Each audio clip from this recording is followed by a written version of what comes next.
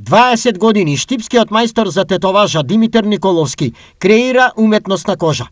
На изглед лесна, но како што вели тату мајсторот, ова е мощна одговорна професија, што бара големо познавање, прецизност и внимание. Како што кажат и самите, оваа професија бара малку повеќе внимание, концентрација, пошто кога се направи една слика и кога се изработува, треба доволно да се внимава, пошто нема пиши-бриши, тоа се става еднашка, корекции тешко се изводливи и затоа треба малку поголемо искуство, али на почетокот на тетовирањето секој што е почнал правил некои грешки, али од грешките се учи, ама не се, например, те јас сум правил грешки, ама не се тоа, например, некои големи грешки што не може да се поправат. Секој почеток е тежок, искуство треба и треба многу да се внимава сега натаму. Што е самата концентрација, прецизност?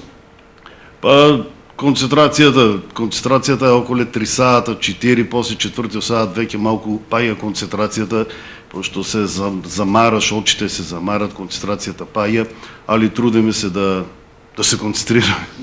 Која е причината Николовски да ја одбере оваа професија?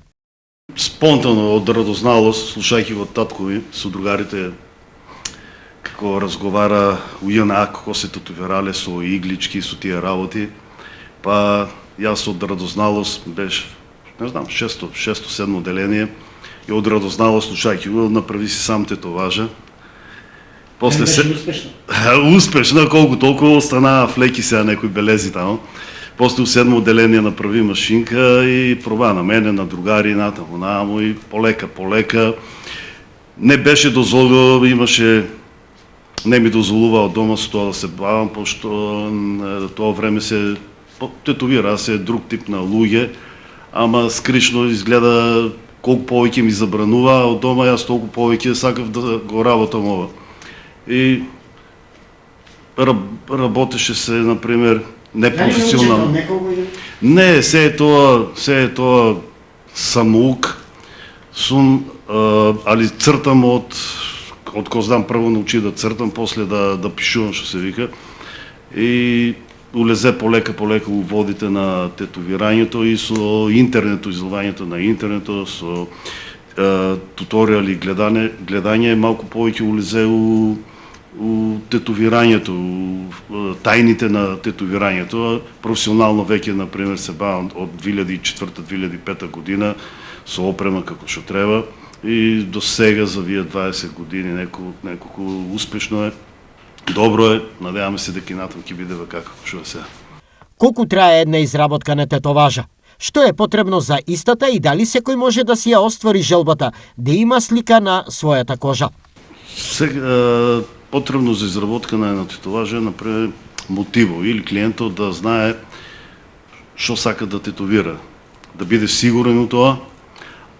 Например, клиентите дојдат со некоја идеја, например, на хартија е изводливо, мада и на хартија е малку потешко тоа да се направи, на кожа е уште потешко и сега ако не е изводливо, ако не може да се направи на кожа, например, јас го советувам и гледаме да најдеме друго решение, да не избегаме од темата, он што има зацртано, него да биде тука некаде, ама за да можеме ние да го изведеме на кожа, за да тоа треба да трае и да трае.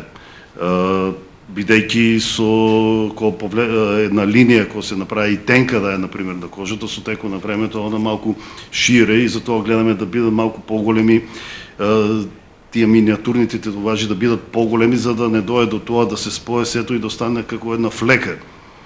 Колку трае едно тетовирање? Па зависи од тетоважата, например, може од најмалата, например, од 10 минути. Припремата за малите тетоважи повеќе трае припремата, али од 10 минути може и до 5-6 сата, зависи од мотиво и тежината на изработка на тетоважи. Кои се најчести клиенти? Што претежно бараат да им се наслика и кои најчесто делови од телото се тетовираат? Клиенти имам и машки и женски од 18 години па до 70 години. Али тетовират се, например, може да се тетовира и 16 годишен, али со присуство и дозвола на родител. Кои делови од телото се најпопуларни?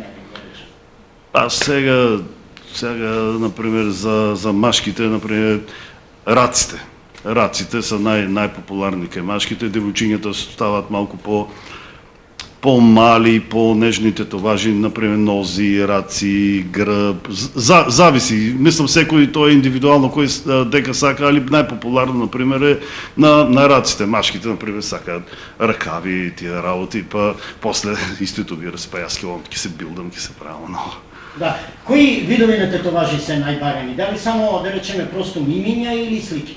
Не, имиња ретко веќе се стават на времето, да, често се става имиња, сега малку поредко, али пак ќе кажам, се е индивидуално.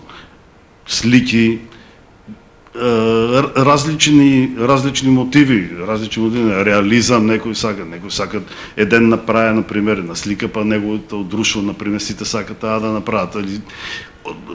Значи се постоја религиозни мотиви, миниатурни мотиви, различно е. Што може, а што не може да се истетовира и има ли посебни барења? Имам некои барења, например, сакат да тетовират, например, кога е отпечаток од прст. Отпечаток на прст може да се направи, например, тоа е миниатурно, мало, отпечатокот на прст нели има ситни линички и тоа не може да биде исто како што е отпечатено, мора да биде големо. Може да се направи да изгледа и како отпечаток на прст, али нема да биде тоа, али сакат да биде исто, ама тоа не е изводливо и затоа, например, не можеме да го направиме. Тешки за изработка се баркодовите, реално, нели, баркодо да биде ист како датата што е напишана и тоа е тешко изводливо. Значи, тие некои работи избегаваме да ги правиме, пошто знаеме дека нема. Може да се направи, ќе изгледам. Прстите, во тетоважите на прстите, гледам да ги разубедам клиентите, бидејќи таа кожа не е добра за тетовирање и не ја држи добро бојата, бледе, снема ја половината, али некои клиенти со мое укажување, они пак се решават, например, тоа да го направат, али сепак клиентот е управо. Дали е можно, по евентуално барење на клиентот, претходно нанесената тетоважа да се избрише? Веќе нанесената тетоважа не може да се избрише, едно ласерски, али тоа е малку повеќе болно, повеќе време треба. Едно може да се покрие. Да се покрие. Сега, ако дозволува самата стара тетоважа, да се покрие, се бара мотив соодветен, за да се покрие нели тетоважата. Да, нема веќе, пошто веќе не ја сакаме. Да.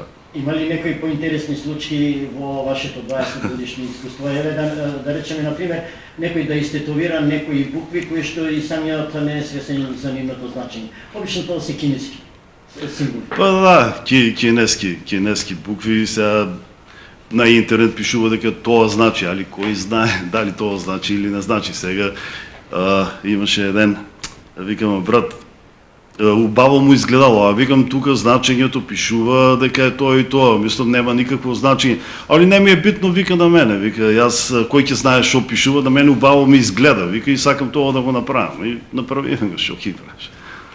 Дали оваа професија е скапа и има ли иднина? Има ли интерес Николовски својата умешност да ја пренесе на помладите? Може да се живее пристојно, добро.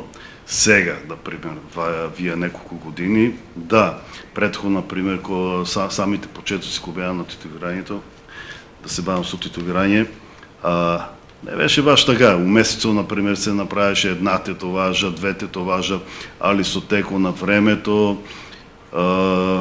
почнува у неделата една да се прави, па две, па три, и веќе почна да се шире, нели, мабето за тетовирањето, луѓето да знаат дека има професионално студио што може да се тетовират и малку повеќе почна да се зголемува број на клиенти. Сега моментално, вие неколку години, значи е многу добро и мислам дека има голема иднина у тетовирањето, мислам дека нема да застане во сето тука, дека се повеќе и повеќе ќе биде разпространето и луѓето ќе сакат да се тетовират, како едно време што е било, например, некој тетовиран и сите гледат у него и испаѓа бележан, гледа го вај тетовиране. Сега доваѓа времето, например, кога некој не тетовиран ќе го биде срам да отиде на базен да се појави, тај ќе биде бележан. Имам случаи со луѓе што се доваѓале од Англија, Германија, сака да се иститувира, нема термини, ама некако направиме, замолиме, вика, срам ме е да се соблечам веќе на базен, да отидам или на плажа, пошто сите са тетувирани, ја не сум тетувиран. И иде такво време. Ако филмот е 7, стрипот 8, умешноста во сликање на кожата, што влече корени од памтивек, мајсторот Николовски и неговите колеги се залагаат да го добие епитетот 9-та уметност.